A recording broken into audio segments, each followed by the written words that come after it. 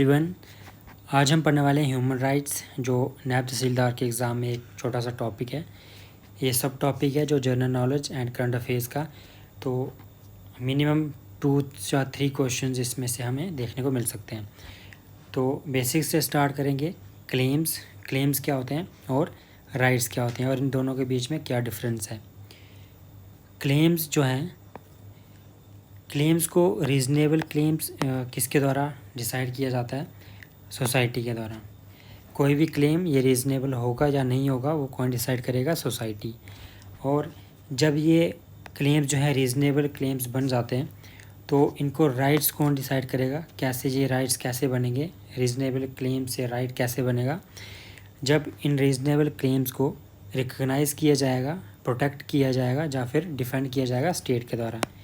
यानी यहाँ पे लीगल जो बैकिंग होगी, लीगल प्रोटेक्शन मिलेगी इसको, तभी ये जाके क्लेम राइट बनेगा। यानी राइट जो है वो एक लेजिटिमेट क्लेम है।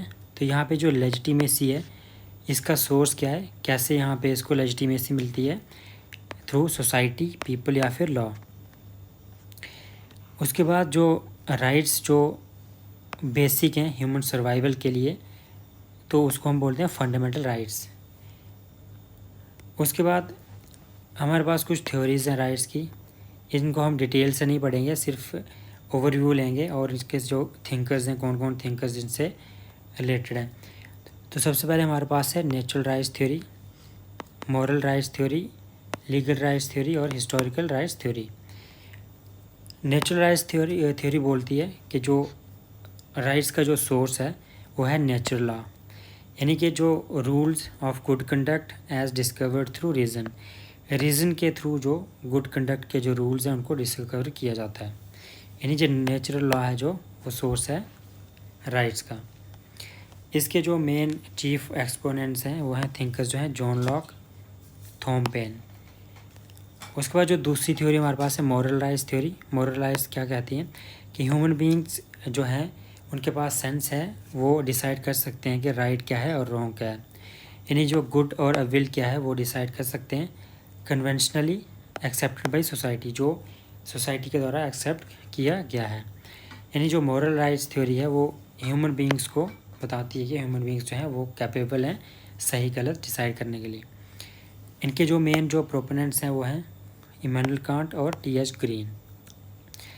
नेक्स्ट जो legal rights theory. Legal rights theory बोलती है कि जो भी स्टेट के द्वारा कानून बनाए जाएंगे वही सोर्स होगा राइट्स का। यानी जो भी डिसाइड करेगी स्टेट थ्रू लेजिस्लेशन, यानी जो पॉजिटिव लॉज हैं जो स्टेट के द्वारा बनाए जाते हैं, इनेक्ट किए जाते हैं, उन्हीं को हम बोलते हैं सोर्स ऑफ राइट्स। इसमें जेरेमी बेंथम आते हैं हमारे पास। उसके बाद जो है historical rights theory. Historical rights theory बोलती है जो राइट्स हैं वो प्रोडक्ट है हिस्टोरिकल प्रोसेसेस का, जिसको रिकॉग्नाइज़ किया जाता है सोसाइटी के द्वारा टाइम टू टाइम। यानी कि ये टाइम टेस्टेड जो हैं राइट्स हैं। स्टेबलाइज थ्रू कस्टम, और कस्टम के थ्रू इसको स्टेबलाइज किया जाता है सोसाइटी में। इसके जो मेन जो थिंकर है वो हैं एडमंड बर्ग, ये कंजर्वेटिस्ट थिंकर हैं। इसके बाद हम देखते हैं, हमने देखा राइट्स का जो बेसिक कॉन्सेप्ट था और क्लेम्स और राइट्स में क्या डिफरेंस है और फंडामेंटल राइट्स। अभी हम देखने वाले हैं ह्यूमन राइट्स क्या हैं। ह्यूमन राइट्स सिंपली हमारे ह्यूमन बीइंग होने पे, अगर हम ह्यूमन बीइंग हैं तो ह्यूमन बीइंग होने की वजह से जो हमारे पास राइट होंगे, जो हमारे राइट होंगे, उन्हें हम बोलते हैं ह्यूमन राइट्स। इस पे कुछ पर्सपेक्टिव्स हैं, कुछ थ्योरीज़ हैं ह्यूमन राइट्स की। Liberal theory, libertarian theory, Marxist theory, communitarian theory और फेमिनिस्ट थ्योरी। लिबरल थ्योरी बोलती है कि जो इंडिविजुअल्स हैं वो वही क्या है, होल्डर हैं राइट्स के। कम्युनिटी का क्या नेचर बताते हैं लिबरल थ्योरिस्ट जो हैं, बोलते हैं कि जो एग्रीगेट ऑफ इंडिविजुअल्स जो हैं एग्रीगेट हो गए, मिल के क्या बनाते हैं, कम्युनिटी या फिर सोसाइटी। राइट्स का क्या स्टेटस यहाँ पे बोलते हैं कि मोस्ट प्रोमिनेंट, यहाँ पे राइट्स पे बहुत फोकस किया जाता है लिबरल थ्योरीज के द्वारा। जॉन लॉक जहाँ जो मेन इसके जो हैं सपोर्टर हैं। दूसरा लिबर्टेरियन थ्योरी, यहीं पे भी सेम इंडिविजुअल्स को होल्डर ऑफ राइट्स माना जाता है, और जो कम्युनिटी है कोई सोसाइटी उसको बोला जाता है एग्रीगेट ऑफ इंडिविजुअल्स। तो यहाँ पे जो हमारे पास जो मेन थिंकर है इसके हैं रॉबर्ट नॉजिक, और यहाँ पे भी राइट्स का जो स्टेटस है मोस्ट इम्पॉर्टेंट है, मोस्ट प्रोमिनेंट है। उसके बाद जो है मार्क्सिस्ट थ्योरी को बोलते हैं इंडिविजुअल का क्या स्टेटस है, बोलते हैं क्लास का मेंबर है, और जो क्लासेस हैं वो कम्युनिटी में कोई सोसाइटी में है जो स्ट्रगल करती रहती हैं, कन्फ्लिक्ट में रहती हैं, जैसे डोमिनेंट क्लास और डिपेंडेंट क्लास। और जो अथॉरिटी क्या है, जिन स्टेट जिसके पास अथॉरिटी है वो क्या है, इंस्ट्रूमेंट ऑफ एक्सप्लॉयटेशन। इसके जो है कार्ल मार्क्स और जो लेनिन जो है इसके मेन एक्सपोनेंट्स हैं। राइट का स्टेटस क्या है यहाँ पे, राइट्स वो बोलते हैं कि जो इंस्ट्रूमेंट है क्लास इंटरेस्ट का। कम्युनिटेरियन क्या बोलते हैं, वो बोलते हैं कि इंटेग्रल पार्ट ऑफ कम्युनिटी, जो इंडिविजुअल को वो एक इंटेग्रल पार्ट ऑफ कम्युनिटी मानते हैं। कम्युनिटी बोलते हैं कि source of all social life, जो कम्युनिटी है वो है सोर्स है सोशल लाइफ का। राइट्स का क्या स्टेट है यहाँ पे, इंस्ट्रूमेंट ऑफ कॉमन गुड, बोलते हैं राइट क्या है, एक कॉमन गुड का एक इंस्ट्रूमेंट है। इसके जो एक्सपोनेंट्स हैं वो एलेस्टियर और मैकलिन ट्री।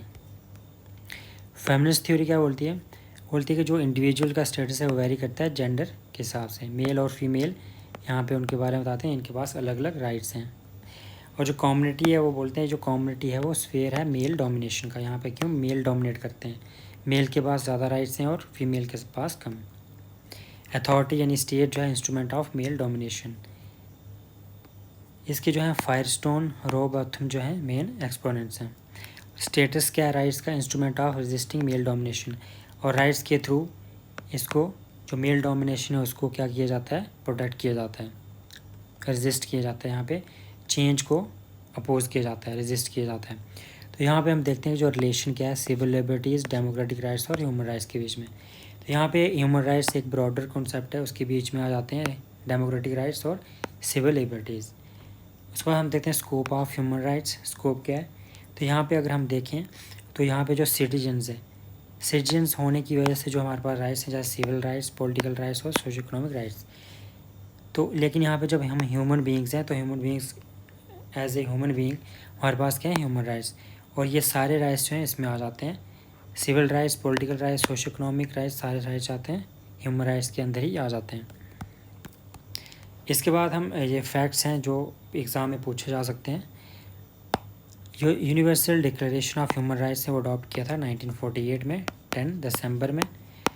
तो जो ह्यूमन राइट्स डे है वो भी 10 दिसंबर को बनाया जाता है। ह्यूमन राइट्स का अगर हम यहाँ पे देखें हिस्टोरिकल जो है कैसे ये इवॉल्व हुआ, उससे पहले देखते हैं जो डेफिनेशंस हैं ह्यूमन राइट्स की क्या है। Human rights are basic rights and freedoms that belong to all human beings simply because they are human. वो जो बेसिक राइट्स और जो फ्रीडम्स जो बिलोंग करती हैं ह्यूमन बींग्स को, क्यों, क्योंकि वो ह्यूमंस हैं, सिर्फ ह्यूमंस होने की वजह से जो उनके पास जो राइट्स हैं, जो फ्रीडम्स हैं, उन्हीं को हम बोलते हैं human rights. These rights ensure that every individual lives with dignity, freedom, equality, justice and peace. वो जो राइट्स है वो क्या यूनिवर्सल है, इनएलिनेबल है, प्रोटेक्टेड बाई लॉज हैं at national and international level. Historical background क्या है, एंशियंट रूट्स हैं, जैसे जस्टिस, फेयरनेस, ये सारे जो कॉन्सेप्ट्स हैं ट्रेस किए जाते हैं एंशियंट सिविलाइजेशंस थी उनमें भी, जैसे मेसोपोटामिया, इंडस वैली सिविलाइजेशन, जैसे इंडिया में ग्रीस, रोम, इन सभी सिविलाइजेशन में ये जस्टिस और फेयरनेस का जो कॉन्सेप्ट है ये हमें देखने को मिलता था। मॉडर्न वर्ल्ड में जैसे हम देखते हैं जो मैग्ना कार्टा 1215 में अर्ली स्टेप माना गया जो कंट्रोल करता था जो मोनार्क थे इंग्लैंड में, उनकी जो पावर्स थी उनको, यानी जो मोनार्क थी इंग्लैंड में उनकी पावर्स को कम करने के लिए फर्स्ट स्टेप माना गया। और यहाँ पे जो कुछ राइट्स हैं वो लोगों के जो सिटीजन्स के कुछ राइट्स थे उनको प्रोटेक्ट किया गया। उसके बाद इंग्लिश बिल ऑफ राइट्स आया 1689, इसने भी जो इंडिविजुअल राइट्स थे उनको एनहांस किया और जो रॉयल अथॉरिटी थी उसको लिमिट किया। नेक्स्ट जो आता है French declaration of rights of man 1789, इसने डिक्लेयर किया equality and freedom as natural rights, equality और फ्रीडम को यहाँ पे नेचुरल राइट्स उन्होंने डिक्लेयर किया। यहीं पे हमने देखने को मिलता है जब फ्रेंच रेवोल्यूशन आता है तो इक्वलिटी, फ्रेटर्निटी और liberty, equality and fraternity. US declaration of independence 1776 and bill of rights 1791, इसने क्या किया सिविल लिबर्टीज़ और जो पॉलिटिकल फ्रीडम्स थी उनको और एनहांस किया। फिर हमारे पास आता है post world war second era, यहाँ पे देखने को मिलता है कि मैसिव ह्यूमन राइट वायलेशंस होती हैं जो वर्ल्ड वार सेकेंड में, उसकी वजह से यहाँ पे यूनाइटेड नेशंस बनता है उसके बाद, और यहाँ पे universal declaration of human rights बनता है 1948 में। तो ये सबसे इम्पॉर्टेंट डॉक्यूमेंट है, इस पे क्वेश्चंस पूछे जा सकते हैं। इसको हम डिटेल में पढ़ेंगे 2-3 स्लाइड्स के बाद। करेक्टरिस्टिक्स क्या है ह्यूमन राइट्स के, जैसे हमने पहले पढ़ा, यूनिवर्सल है, ऑल ह्यूमन बींग्स पे अप्लाई होता है एवरीवेयर, चाहे जहाँ भी हों वो, किसी भी देश में हो। इनएलिनेबल, उनको उनसे छीना नहीं जा सकता है, accept under specific legal conditions, जैसे आफ्सपा या फिर हमारे पास जो एमरजेंसीज आती हैं, तो ऐसे टाइम पे उनको वहाँ पे उनका जो इन्फोर्समेंट है उसको वहाँ पे हटाया जा सकता है, लेकिन वो जो राइट है उनको वहाँ से छीना नहीं जा सकता है नॉर्मल कंडीशंस में। Indivisible, all rights are equally important, तो सभी जो राइट्स हैं वो इक्वली इम्पॉर्टेंट हैं। Interdependent, realization of one right depends on the other, जो वन राइट की जो रियलाइजेशन है वो डिपेंड करती है अदर्स पे, यानी कि सारे जो राइट्स हैं वो इंटरडिपेंडेंट हैं। Equal and non discriminatory, no distinction should be made on the basis of race, gender, religion, language, तो यहाँ पे कोई भी डिस्क्रिमिनेशन नहीं होगी on the basis of all these factors. Human rights की जो टाइप्स हैं क्या है, civil and political rights, civil and political rights में आ जाते हैं जैसे right to life, freedom from torture and slavery, right to free trial, freedom of speech, religion, movement, right to vote, participate in government, तो ये सारे rights आते हैं सिविल एंड पॉलिटिकल राइट्स। उसके बाद है economic, social and cultural rights, right to work, earn a fair wage, right to education, right to health, social security, right to educate, standard of living, participate in cultural life, याद है economic, social and cultural. उसके बाद collective and solidarity rights, right to development, right to clean and healthy environment, right to peace and right to self determination. इसके बाद हमारे पास एक important topic जो है 3 generation of rights. 3 generation of rights दिया था कैरल वेसाक के द्वारा। यहाँ पे बोलते हैं कि 3 जनरेशन होती हैं। फर्स्ट जनरेशन आती है सिविल एंड पॉलिटिकल राइट्स, जैसे freedom of movement, association, assembly, और इसमें रिलीजियस फ्रीडम भी आ जाती है, पर्सनल फ्रीडम भी आ जाती है। उसके बाद जो सेकंड जनरेशन है उसमें आता है सोशल और economic rights, right to health, medical care, right to education, information, right to employment, housing etcetera. Third generation rights हैं कल्चरल राइट्स होती हैं, जैसे माइनॉरिटीज़ के हैं। उसके बाद environmental rights, religious rights, right to share common heritage and mankind, ये सारे इसमें आ जाते हैं।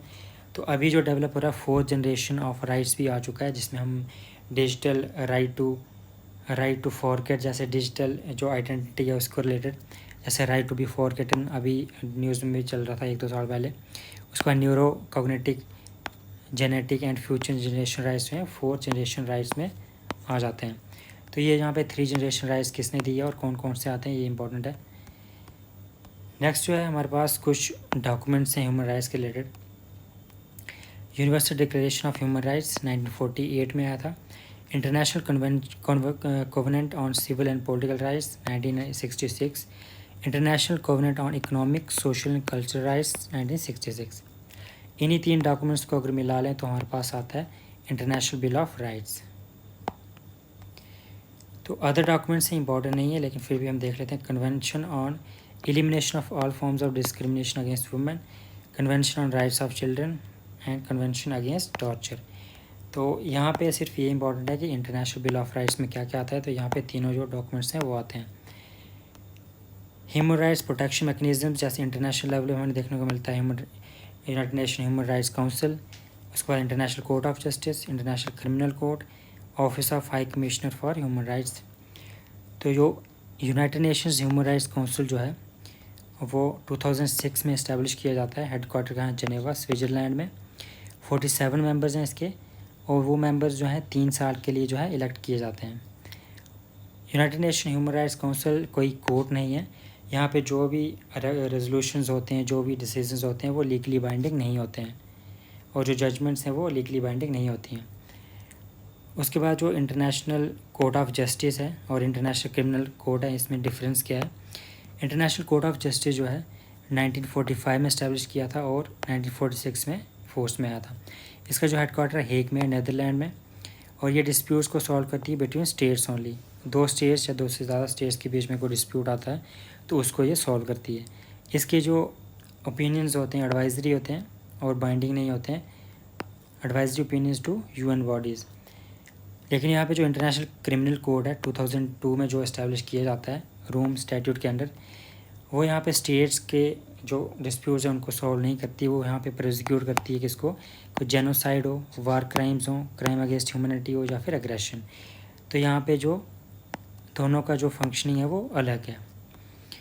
नेक्स्ट आता है office of high commission for human rights. तो यहाँ पे 1993 में इस्टेब्लिश किया, हेडक्वार्टर है जेनेवा स्विट्ज़रलैंड में। नेशनल लेवल पे जैसे इंडिया में constitutional fundamental rights human rights commissions बने हैं, स्टेट ह्यूमन राइट्स कमीशन और national human rights commission, judicial legal framework, civil society organisations. तो ह्यूमन राइट्स इन इंडिया में अगर हम देखें,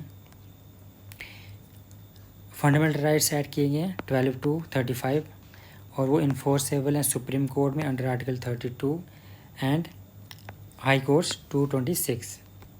राइट टू इक्वालिटी जहाँ पे बात करता है 14 to 18 आर्टिकल्स। 14 बात करता है equality before law and equal protection of law. Equality before law एक नेगेटिव कॉन्सेप्ट है जो प्रोहिबिट करता है स्टेट की पावर्स, और ये कॉन्सेप्ट लिया गया है ब्रिटेन से। इक्वल प्रोटेक्शन ऑफ लॉ एक पॉजिटिव है जो प्रोटेक्ट करता है individuals against the oppressive powers of the state. यहाँ पे यूएस से लिया गया है। 15 आर्टिकल है डिस्क्रिमिनेशन को यहाँ पे रोकता है, discrimination on the basis of यहाँ पे religion, race, caste, sex, place of birth. यहाँ पे 5 जो हैं फैक्टर्स हैं, 5 ग्राउंड्स हैं। नेक्स्ट जो 16 आर्टिकल है वहाँ पे इक्वलिटी ऑफ अपॉर्चुनिटी, यहाँ पे religion, race, caste, sex, place of birth के साथ साथ 2 और आती हैं, डेसेंट और रेजिडेंस। यहाँ पे टोटल हैं 7। तो इनके बेसिस पे यहाँ पे अपॉर्चुनिटी इक्वलिटी ऑफ अपॉर्चुनिटी दी जाएगी। 17 जो है अनटचेबिलिटी की बात करता है, उसको बैन करता है, लेकिन यहाँ पे अनटचेबिलिटी जो भी कॉन्स्टिट्यूशन में डिफाइंड कहीं भी नहीं है। Evolution of titles 18 article. उसके बाद जो राइट टू फ्रीडम आता है यहाँ पे 19, यहाँ पे 6 जो बेसिक फ्रीडम्स हैं, यहाँ पे इसको हमने याद किया जाए सैम आरपी। यहाँ पे speech and expression, assemble on a peacefully, association, यहाँ पे मूवमेंट और रेजिडेंस और प्रोफेशन। आर्टिकल 20 यहाँ पे कन्विक्शन ऑफ ऑफेंसेस के related. 21 life and personal liberty. 21 A right to education, यहाँ पे 6 to 14 ईयर्स के जो चिल्ड्रन हैं। 22 यहाँ पे अरेस्ट और डिटेंशन के अगेंस्ट जो प्रोटेक्शन दी गई है। नेक्स्ट जो है राइट अगेंस्ट एक्सप्लॉयटेशन 23 एंड 24। 23 बात करता है यहाँ पे trafficking in human beings, force लेवल, बेगार, एस्ट्रेसा। 24 जो employment of children in hazardous works में उसको प्रोटेक्ट करता है, बैन करता है उसको। नेक्स्ट जो है फ्रीडम ऑफ रिलीजन 25, 6, 7 और 8। 25 बात का फ्रीडम ऑफ कंसाइंस, यानी इंडिविजुअल की बात करते हैं, इंडिविजुअल जो है जिसको भी चाहे वो मान सकते हैं, प्रोफेस कर सकते हैं। 26 जो है रिलीजियस अफेयर्स को मैनेज करने की बात करते हैं, यानी यहाँ पे कलेक्टिव राइट्स हैं ये। 27 जो है टैक्सेस की बात है कि कोई भी टैक्सेस कलेक्ट नहीं किए जाएंगे किसी भी रिलीजियस इंस्टीट्यूशन से। 28 जो है यहाँ पे एजुकेशन इंस्टीट्यूशन की बात करता है और रिलीजियस इंस्ट्रक्शंस की बात करता है कि कौन कौन से जो एजुकेशन इंस्टीट्यूशंस हैं उन पे इंस्ट्रक्शंस दी जा सकती हैं और कौन से पे नहीं। कल्चरल एंड एजुकेशन राइट्स यहाँ पे 29 और 30। 29 बात करता है कि कोई भी सेक्शन ऑफ सोसाइटी जो है, ये सिर्फ माइनॉरिटीज़ के लिए नहीं है, कोई भी जो सेक्शन है सोसाइटी की, चाहे माइनॉरिटी हो चाहे मेजॉरिटी हो, वो अपनी एक डिस्टिंक्ट लैंग्वेज, स्क्रिप्ट या फिर कल्चर को प्रोटेक्ट करने के लिए जो है स्टेप्स ले सकते हैं। 30 यहाँ पे प्रोटेक्ट करता है ओनली माइनॉरिटीज़ को, और कॉन्स्टिट्यूशन में अभी तक 2 ही जो माइनॉरिटीज़ है जिनको रिकॉग्नाइज़ किया गया है वह रिलीजियस और linguistic minorities. Right to constitutional remedies यहाँ पे 32 आर्टिकल, इसमें जो habeas corpus, mandamus, prohibition, certiorari और क्यू वारंटो, ये सारी हमें देखने को मिलती हैं। Directive principles of state policy 36 to 51 जो इनक्रेज करती है स्टेट को कि सोशल और इकोनॉमिक जस्टिस के लिए स्टेप्स लिए जाएँ। स्टैचुटरी प्रोटेक्शन जैसे protection of human rights act 1993, इसमें जो डिफ़ाइन किया है जो ह्यूमन राइट्स को, हम देखते हैं नेक्स्ट पेज पे। उसके बाद national human rights commission, state human rights commission, इसको डिटेल में पढ़ेंगे। चैलेंजेस क्या है, ये बेसिक्स है। सिविल सोसाइटी और एनजीओ का क्या रोल है। जो सिविल सोसाइटी जैसे ऑर्गेनाइजेशन है एमनेस्टी इंटरनेशनल, तो सबसे पहले, बाकी वर्ल्ड का पता नहीं, जब इंडिया में कोई भी ह्यूमन राइट्स का केस हो तो सबसे पहले इन्हीं को याद आती है इंडिया की, तो यहाँ पे ये न्यूज़ में रहती है। ह्यूमन राइट्स वॉच और जो नेशनल एनजीओज़ हैं इन पे क्वेश्चन आने के चांसेस बहुत कम है, लेकिन फिर भी ओवरऑल आइडिया होना चाहिए। उसके बाद जो सबसे इम्पोर्टेंट जो human rights declaration, universal declaration of human rights, adopt किया जाता है इसको 10 दिसंबर 1948 में यूएन जनरल असेंबली के द्वारा पेरिस में रेजोल्यूशन नंबर 2217 इम्पॉर्टेंट नहीं है। पेरिस में यहाँ पे उनको यूएन जो जनरल असेंबली पेरिस में यहाँ पे अडॉप्ट किया जाता है 1948 में 10 दिसंबर, और 10 दिसंबर को ही यहाँ पे ह्यूमन राइट्स डे भी सेलिब्रेट किया जाता है।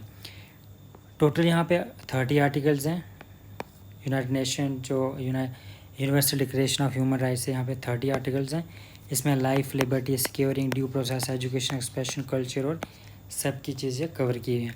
कोर ट्रेड्स क्या है? यूनिवर्सल हैं, इनएलिनेबल हैं, इंडिविजुअल है, इंटरडिपेंडेंट हैं, इक्वल हैं, नॉन डिस्क्रिमिनेटरी हैं। 500 लैंग्वेजेस में इसकी ट्रांसलेशन की हुई है और ये मोस्ट ट्रांसलेटेड डॉक्यूमेंट है वर्ल्ड वाइड। लीगल स्टेटस क्या है, इस पर क्वेश्चन बन सकता है।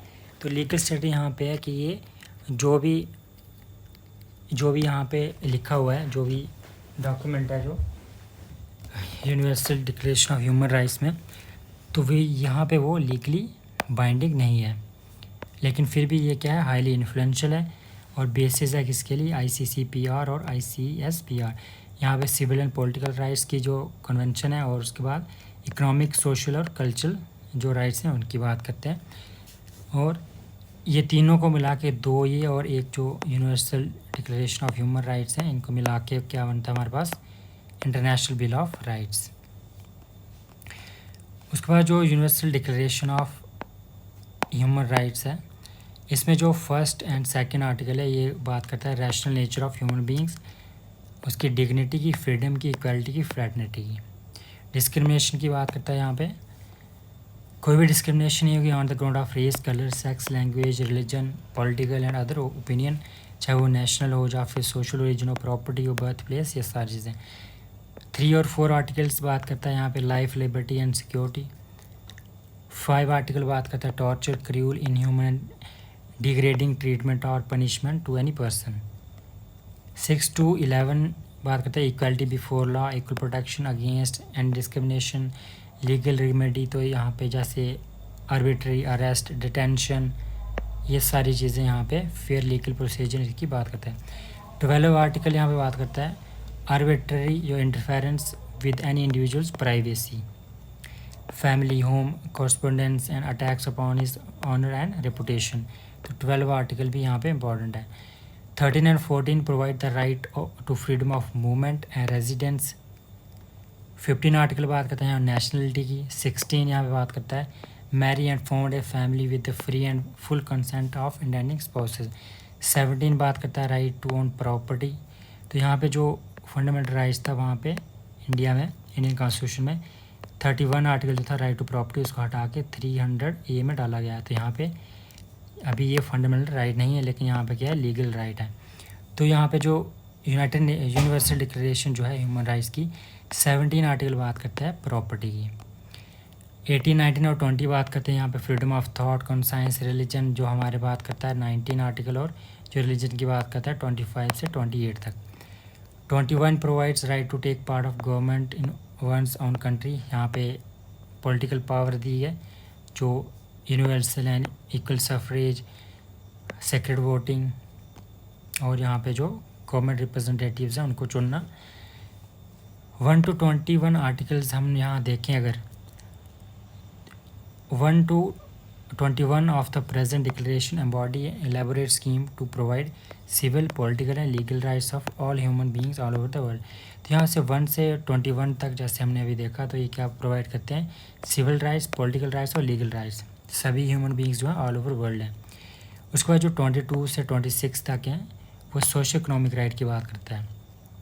तो यहाँ पे हमें देखने को मिल रहा है 1 से जो 21 तक है वो सिविल, पॉलिटिकल और लीगल राइट्स की बात कर रहे हैं, लेकिन 22 से 26 तक हैं सोशो इकोनॉमिक राइट्स की। 22 से 26 तक सोशो इकोनॉमिक राइट्स।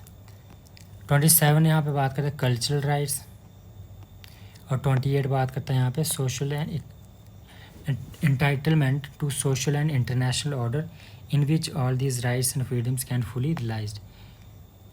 29 and 30 जो लास्ट आर्टिकल है 29 और 30, ये इंसिस्ट करता है everyone's duty to the community to ensure full development of personality।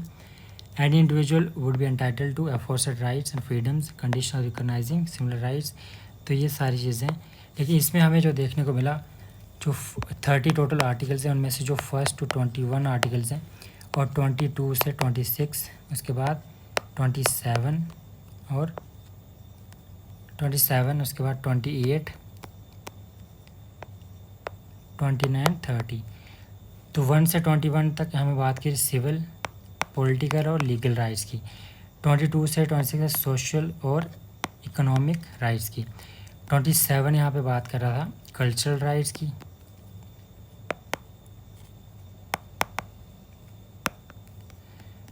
28 यहाँ पे बात कर रहा है सोशल और जो इंटरनेशनल ऑर्डर की। और 29, 30 बात कर रहे हैं यहाँ पर डेवलपमेंट ऑफ पर्सनैलिटी। तो इस पे क्वेश्चंस अगर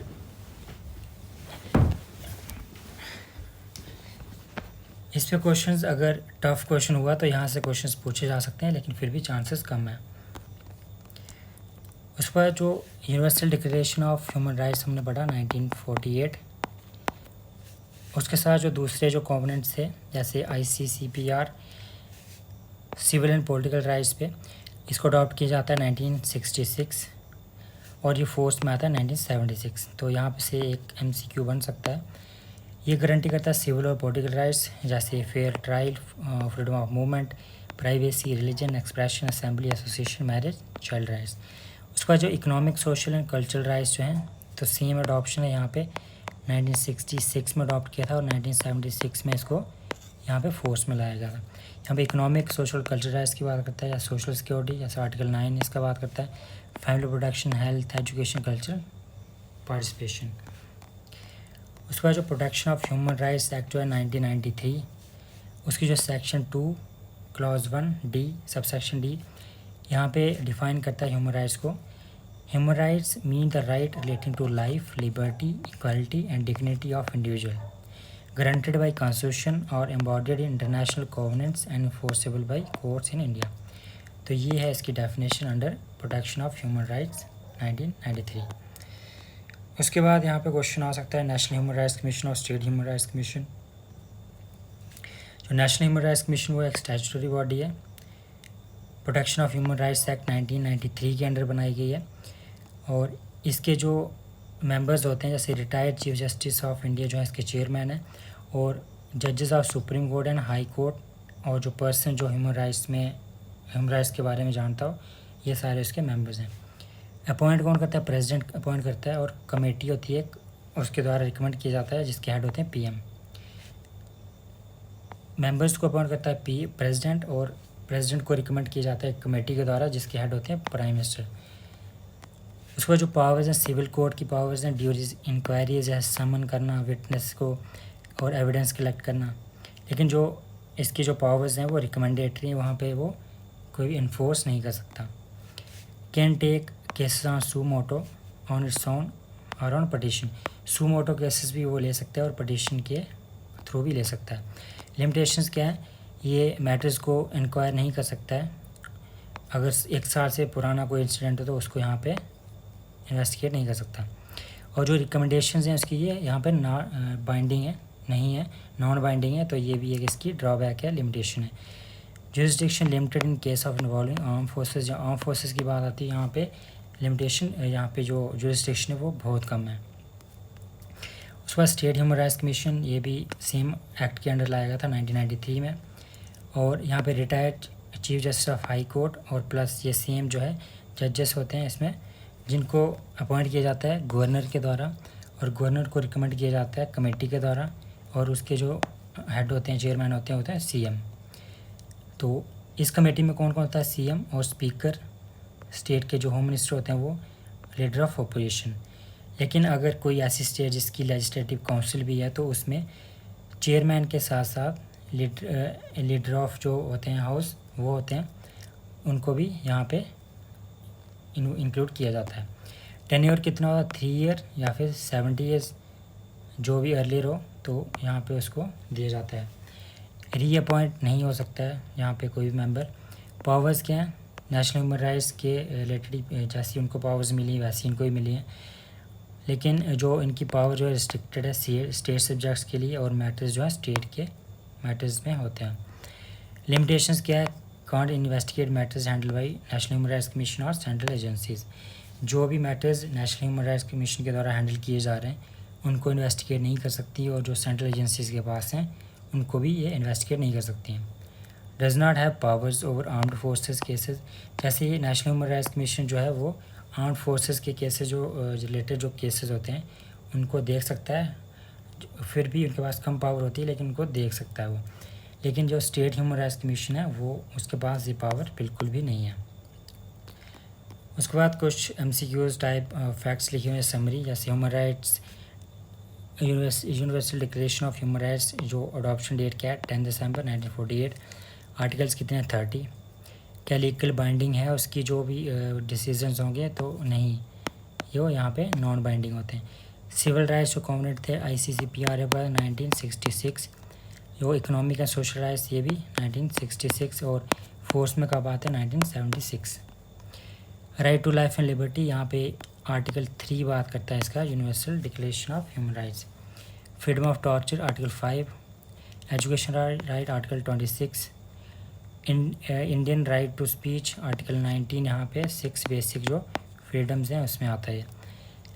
emergency non suspendable rights in India, तो कौन कौन से जो राइट्स हैं जो एमरजेंसी के टाइम भी सस्पेंड नहीं किए जा सकते, तो वो हैं article 20 and 21। Which year did ICCPR enter to force, तो 1976।